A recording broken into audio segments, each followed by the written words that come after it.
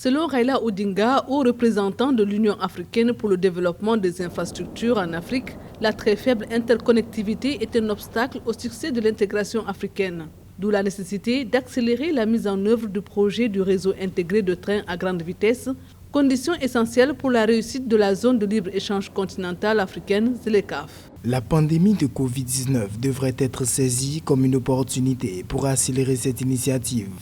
La Commission est d'ailleurs ouverte à toute collaboration pour en faire une réalité. Projet phare de l'agenda 2063 de l'Union africaine, le réseau intégré de trains à grande vitesse en Afrique vise à relier toutes les capitales et tous les centres commerciaux africains.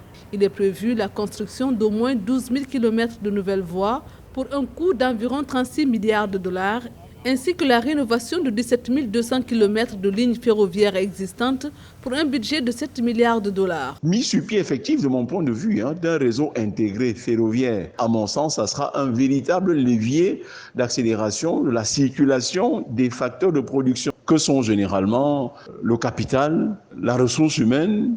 Si une marchandise peut partir du royaume chérifien, c'est-à-dire du Maroc, qui peut alimenter toute l'Afrique centrale en un laps de temps uniquement sur la base d'un réseau comme celui-là. Alors qu'en l'état actuel des choses, si on veut transporter des grandes quantités, il faut passer plutôt par la mer.